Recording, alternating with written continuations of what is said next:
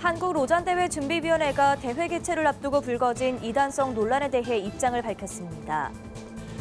최근 발생하는 강력범죄의 원인 중 하나로 지목되는 조현병이 사회적으로 큰 문제가 되고 있습니다. 증상과 해결 방법들을 살펴봤습니다.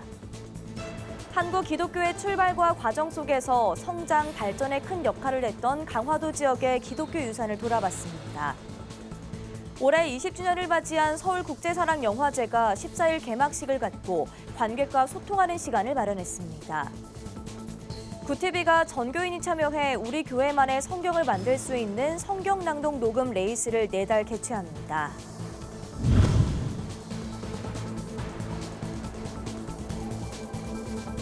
시청자 여러분 안녕하십니까? 구티비 뉴스입니다. 내년 9월 개최를 앞둔 복음주의 선교대회 제4차 로잔대회가 신사도 운동 등 이단성 논란이 있다는 내용을 저희가 앞서 보도해드린 바 있습니다. 한국 로잔대회 준비위원회는 이러한 논란에 대해 15일 입장을 밝혔습니다. 장정훈 기자의 보도입니다. 내년 9월 한국 개최를 앞둔 제4차 로잔대회. 한국 기독교 이단 상담소 협회와 세계 기독교 이단 대책 협회는 지난달 로잔대회가 신사도 운동과 관련돼 있는 비성경적 대회라고 주장했습니다. 이들은 신사도 운동을 이끈 피터 와그너 등이 주 강사로 참여했고 종교 다원주의를 인정하는 등 로잔대회의 이단성을 꼬집었습니다. 한국 로잔위원회의 신학위원회는 15일 로잔대회의 이단 논란에 대해 입장을 밝혔습니다. 신학위는 로잔운동은 신사도운동을 옹호한 적이 없다며 신사도운동을 이끈 피터 와그너가 대회 강사로 참여한 기록은 없다고 주장했습니다. 로잔 문서의 신사도 운동과 연관된 내용은 전혀 언급되지 않았다. 복음주의 선교에서 영적 전쟁과 능력 대결이라는 주제에 담긴 내용이 선교적 논쟁을 불러왔기 때문이다. 신학위는 여러 교단에서 참여 금지 단체로 지정한 선교단체 인터콥이 로잔 대회의 정신을 따르는 것에 대해 입장을 밝혔습니다. 신학위는 이단 단체가 정상적인 교리를 따른다고 해서 원래 교리가 문제가 있는 것은 아니라고 설명했습니다. 또 인터콥은 장로교의 바탕이 되는 웨스트민스터 신앙고백도 따른다며 교리를 사용하는 것은 자유라고 덧붙였습니다. 이단 사이비에 연루된 교파와 선교 단체들은 정통 교단의 교리적 신앙 고백이나 문서들을 이용하여 자신들의 문제점을 교묘히 은폐하려는 것은 잘 알려진 사실이다. 인터콥이 로잔 언약을 받아들인다고 표방하는 것은 그들의 자유이다. 또 로잔 대회가 종교 다원주의를 추구한다는 주장에 대해서도 반박했습니다. 신학위는 로잔 대회가 에큐메니컬 운동에 대응해 일어난 운동으로 WCC와 로마 가톨릭 등과 신학적 입장이 다르다고 설명했습니다. 특히 로잔 운동의 대문서인 로잔 언약, 마닐라 선언문, 그리고 케이프타운 언약은 종교 다원주의에 대해서 철저히 비판적인 견해를 표방하며 복음의 온전함과 복음 전도의 우선성을 주장합니다. 신학위는 대회 개최를 앞두고 우려가 나오는 것을 이해한다며 걱정들을 함께 논의하고 개선해 나갈 것이라고 밝혔습니다. 또 이번 대회는 어떻게 복음을 전할 것인가에 초점이 맞춰져 있다며 대회가 한국 교회를 좀 더 새롭게 할 수 있는 동력이 되길 바란다고 전했습니다. 구티비 뉴스 장정훈입니다. 최근 흉기 난동 사건 등 강력범죄의 원인으로도 지목되는 조현병. 이 조현병 환자에 대한 사회적 불안이 심해지고 있지만 막상 조현병의 특성과 치료법에 대해서는 알려진 것이 많지 않은데요. 사회에서 점점 고립되며 위태로운 망상에 빠지게 되는 이유, 조현병을 앓는 당사자들을 만나 직접 들어봤습니다. 장세인 기자가 보도합니다. 지난 13일 조현병 치료를 받은 적 있는 남성 A씨가 대전의 한 숙박업소에서 종업원에게 흉기를 휘둘렀습니다. 종업원이 자신에게 나가라고 말했다는 것이 이유인데 조사 결과 종업원은 A씨에게 그러한 말을 하지 않았습니다. 조현이라는 말은 현악기의 줄을 조율한다는 뜻으로 마치 현악기가 정상적으로 조율되지 못했을 때처럼 혼란스러운 상태를 보인다고 붙여진 이름입니다. 뇌의 특정 부위에서 도파민 활성이 과다해지면 환청과 망상이 발생하는데 약물로 뇌 신경 전달 물질의 균형을 맞춰주면 증상을 치료할 수 있습니다. 어느 날 환청이 들리고 또 불면증에 시달려갖고 정신장애로 발전되고 주류 언론들이 예를 들면 조현병 환자 흉기로 잠자고 있는 아버지 살해 이거 하면 조현병이 뭔지 모르겠어. 이질적이고 뭔가 불쾌하고 뭔가 사람을 죽이는 그런 인간들은 싸잡아서 정신병원에 넣어라. 왜 돌아다니게 하냐. 마포 정신장애인 자립생활센터에서 만난 이들은 조현병을 앓으며 사회에서 점점 고립됐습니다. 갈 곳도 없어 방 안에 혼자 있다 보면 점점 약물 치료를 중단하기도, 이웃이 자신을 괴롭힌다는 망상에 빠지기도 합니다. 현재 우리나라의 조현병을 앓는 환자는 약 30만 명. 이들이 꾸준히 치료받을 수 있도록 치료 과정을 함께 해줄 치료센터나 이들의 자립을 도와줄 자립센터는 턱없이 부족합니다. 운동생활 과정에도 있었고요. 학교 때가 한 1년 정도 있었던 것 같아요. 이제 주거나 취업이 가장 우리들한테 가장 큰 이슈적 고시원 생활하면서 어려움도 있었고 고립된 생활을 꽤 오래 했었어요. 정부는 치료를 중단해 자타의 위험이 큰 중증 정신질환자를 법원이 강제 입원할 수 있는 사법 입원제를 검토 중이지만 당사자들은 치료 중단으로 위태로운 상태가 되기 전 사회 안에서 관리할 수 있는 시스템도 필요하다고 말합니다. 더 이상 이제 정신장애인들이 있어야 될 공간이 지역사회가 아니고 산속에 있는 정신병원과 정신요양시설에 있어야 된다는 이 같은 맨날 잠만 자야 돼요. 자고 깨고 자고. 이게 사는 겁니까? 내가 인간답게 살아가기 위한 모든 부분들을 난 살고 싶다. 정신장애인도 하나의 어떤 존엄한 인간으로서의 삶을 살아갈 수 있게. 센터를 운영하고 있는 마인드포스트 사회적 협동조합의 이관영 대표는 기독교인이 정신질환을 대하는 자세에 대해서도 꼬집었습니다. 정신적으로 혼란스러운 증상을 믿음의 부족으로 낙인 찍고 신앙심으로 극복해야 한다고 강요하는 건 절대 금물이라고 조언했습니다. 스스로 극복하려고 시간을 끌면 초기 치료해야 하는 시기를 놓쳐 그만큼 회복도 늦어지고 예후도 좋지 않게 된다는 겁니다. 당사자들의 의지에만 모든 것을 맡기는 것이 아니라 사회의 다양한 기관들이 협력해 치료를 돕는 길이 중요해 보입니다. 모두의 건강과 안전의 책임을 개인에게 돌리지 않고 공동이 해결해 나갈 의무로 인식을 전환한다면 이들이 사회로 나설 수 있는 용기를 얻을 것이라고 전문가들은 조언하고 있습니다. 구티비 뉴스 장세인입니다. 7만 명에 가까운 주민들 중 절반이 개신교인인데다 100년 넘는 역사를 지닌 많은 교회들이 모여 있는 곳이 있습니다. 처음 한국에 복음이 들어오는 통로 역할을 했던 인천 강화도인데요. 강화군의 대표적인 기독교 문화유산을 찾아 선교의 역사를 돌아봤습니다. 권현석 기자가 보도합니다. 인천 강화군에 위치한 강화 기독교 역사 기념관. 지난해 문을 연 이곳은 100년 넘게 이어진 강화군의 기독교 역사를 집대성한 곳입니다. 1899년 조선에 들어와 강화 지역 여성 선교에 매진했던 영국 성공회 출신 로다 선교사의 기념비부터 일제강점기 당시 군수 물자를 위해 쇠붙이를 빼앗았던 일제의 수탈에도 선조들이 목숨을 걸고 지켰던 교회 종까지 민족의 역사를 품은 기독교 유산들이 입구에서부터 관람객을 맞이합니다. 대한민국 임시정부의 초대 국무총리를 역임했던 성제 이동희 선생과 강화 3.1 만세운동을 주도한 유봉진 선생 등 구국에 앞장섰던 선조들의 생애도 한눈에 볼 수 있습니다. 이름도 없이 살아가던 여성들에게 세례를 베풀고 이름을 지어줬던 감리교의 존스 선교사 등 초기 선교 과정도 실제 기록과 함께 보고 들을 수 있습니다. 선교사님들이 이 땅에 들어와서 가장 큰 공헌이 뭔가 하면 남녀평등이에요. 그리고 강화도에는 6개의 여학교를 세웁니다. 그리고 여성들에게 교육의 기회를 제공하죠. 기념관은 선교사들이 복음을 전했던 발자취를 따라 만든 역사 순례길도 운영하고 있습니다. 교산교회와 홍의교회, 갑곶 니콜라 회당터 등 감리교와 성공회를 중심으로 복음이 전파됐던 강화도의 흔적을 직접 둘러볼 수 있습니다. 은둔의 땅에 와서 자기의 생명을 내어준 선교사님들의 마음을 이해하고 그리고 또 우리 다음 세대인 우리는 어떤 각오로 살아야 할까 그런 어떤 신앙적 결단을 위해서 저희들이 순례길을 만들었습니다. 1900년도에 건축돼 120년 넘게 예배가 이어지고 있는 대한성공회 강화성당 역시 강화도의 대표적인 기독교 유산입니다. 언뜻 사찰로도 보이는 정통 한옥 양식과 로마시대 교회 건축에 쓰인 바실리카 양식이 어우러져 근대 기독교의 성공적인 토착화 사례로 불리는 교회입니다. 역사적인 가치를 인정받아 지난 2001년 대한민국의 사적 제424호로도 지정됐습니다.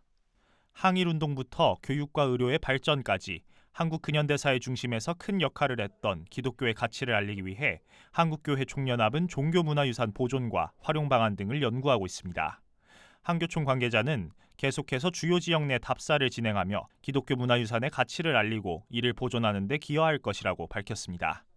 구티비 뉴스 권현석입니다. 올해 20주년을 맞이한 서울국제사랑영화제가 개막했습니다. 영화제에선 총 15편의 영화가 소개되며 선별된 작품들을 통해 관객과 소통하는 시간을 넓힐 예정입니다. 정성관 기자의 보도입니다. 20번째 서울국제사랑영화제가 14일 개막했습니다. 영화제는 지난 20년의 발자취를 돌아보며 히스토리를 주제로 정했습니다. 이번 영화제에선 총 3가지 분야로 15편의 영화를 선보입니다. 일반적으로 150여 편이 소개되는 타 영화제에 비해 대폭 규모를 축소했는데 이에 대해 영화제 측은 그동안 기존 영화제가 가져오던 군더더기를 덜어내고 더 선별된 영화들을 관객들에게 소개하며 영화와 더 깊이 소통하기 위함이라고 밝혔습니다. 편수를 줄이고 그 대신 한 영화의 모든 것을 같이 나눌 수 있고 홍보할 수 있는 이런 식으로 방향을 틀었습니다. 직접 시네토크나 관객과의 대화도 참여해 보시고 내가 본 영화 느낀 것과 다른 사람들 어떻게 얘기하나, 전문가는 뭐라고 하나, 그런 시간을 가져보시는 게 좋을 것 같습니다. 영화제는 2003년 기독교 정신을 기반으로 한 서울 기독교영화제로 출발해 이후 2013년 서울국제사랑영화제로 명칭을 바꿔 기독교의 핵심 가치인 사랑을 예술로 구현한 국내외 작품들을 소개하는 비경쟁 국제영화제로 도약해왔습니다. 특히 올해에는 매년 진행돼온 기독교 영화인상 대신 지난 20년간 영화제 발전에 기여한 자에게 공로상을 수여했습니다. 저희를 도와주시는 목사님들도 2, 3년 지나면 이게 없어질 줄 알았다고 하셨거든요.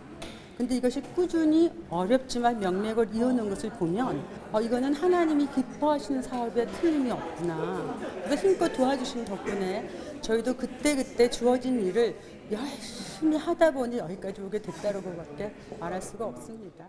서울국제사랑영화제는 오는 19일까지 진행되며 개막식 이후 공개되는 모든 작품들은 서울 신촌에 위치한 필름포럼에서 상영됩니다. 구TV 뉴스 정성광입니다.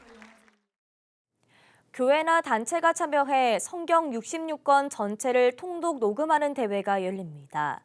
10월 한 달간 진행되는 2023 성경 낭독 녹음 레이스는 구TV가 제작 배포하는 앱, 다번역 성경 찬송에 탑재된 성경을 녹음하고 공유할 수 있는 새로운 기능을 활용한 대회입니다. 성경 낭독 녹음 레이스는 전교인이 참여해 우리 교회만의 성경을 만들고 성도들의 믿음 성장과 단합을 도모할 수 있습니다. 교회뿐만 아니라 기관 및 단체도 신청할 수 있으며 오는 25일까지 참여 신청을 받습니다. 대표자 1인이 구글 폼을 통해 신청하면 이달 말 초대 링크를 받아볼 수 있습니다. 대회 참가는 구TV 홈페이지나 다번역 성경 찬송 앱을 통해 신청하시면 됩니다. 글로벌 선교방송단 원승재 선교기자가 보내온 소식입니다. 남미국가 페루의 해군 훈련함인 범선 BAP 유니언호가 지난 10일부터 14일까지 부산국제 크루즈 터미널에 정박한 후 시민들에게 개방됐습니다. 이 훈련함은 호세자부 함장 외 페루 해군생도 247명 승선해 있습니다. 페루는 1950년 한국전쟁 이후 한국에 지원금 6,000달러와 물자 등을 제공한 바 있습니다. 이번 페루 해군 훈련함의 부산 정박 기간 동안 원승재 목사는 자부 함장의 승인 아래 페루 해군 범선에 올라 함장과 해군 생도들에게 2030 부산 세계 엑스포 유치 홍보 책자와 태극기, 십자가 목걸이를 선물하며 부산 엑스포 홍보 및 복음을 전했습니다.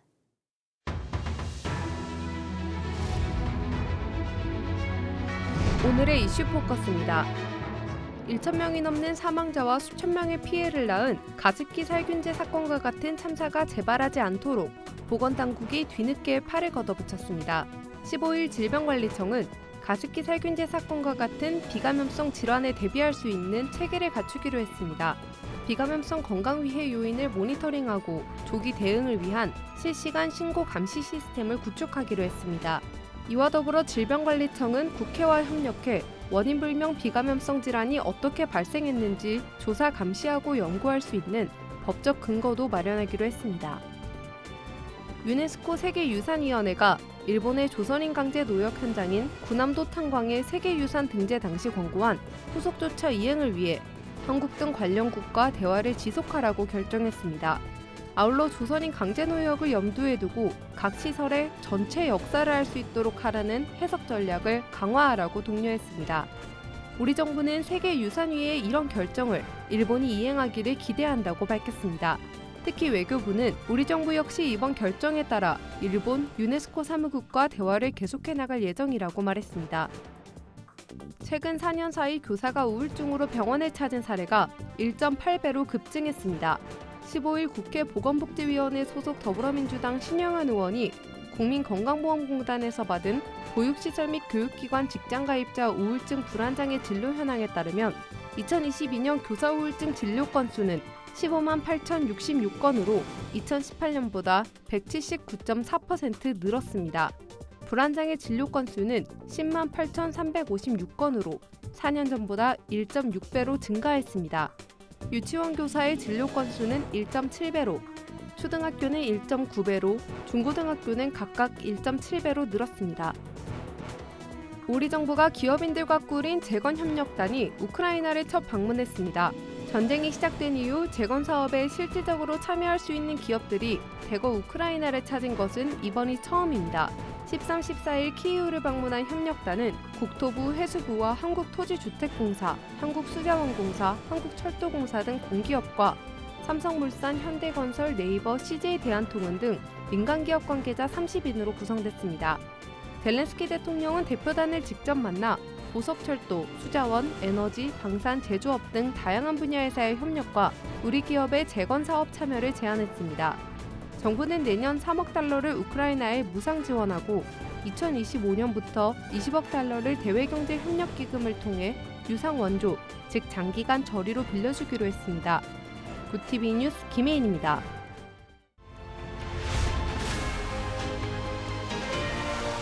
구TV 월드와이드입니다. 리비아의 이슬람권 적십자사인 적신월사는 14일 리비아 동부 데르나의 대홍수로 인한 사망자 수가 11,300여 명으로 올랐다고 밝혔습니다.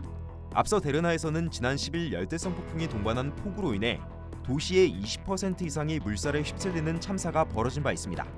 리비아 적신월사 사무총장은 전화통화에서 추가로 1,100여 명이 실종된 것으로 보고됐다고 전했습니다. 이에 따라 최종 사망자 수는 최대 2만여 명에 이를 수도 있을 것으로 예상되고 있습니다.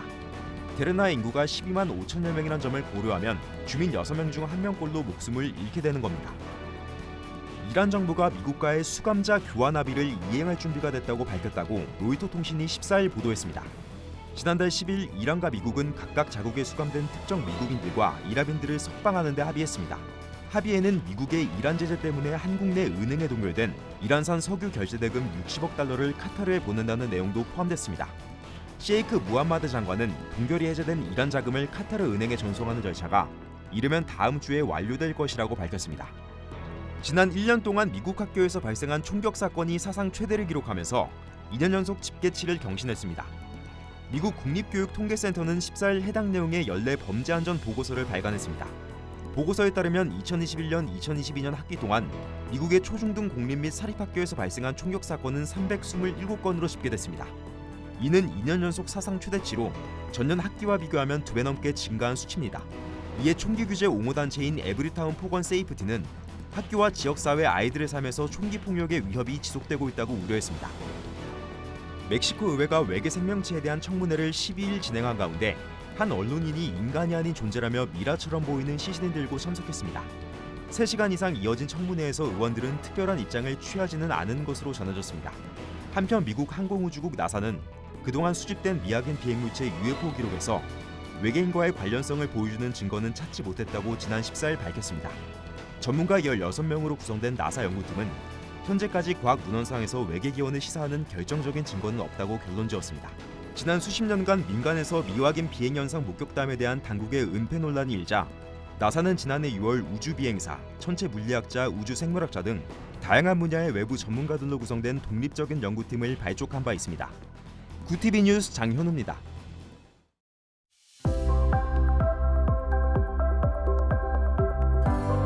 주말인 내일은 흐린 날씨가 계속되겠고 비도 오락가락 내리겠습니다. 전국 대부분 지역에 30에서 80mm, 영동과 충청, 남해안 지역엔 최대 120mm 이상의 많은 비가 내리겠습니다. 시간당 10에서 30mm의 강한 비가 오는 곳도 있겠습니다. 이어서 전국 날씨입니다.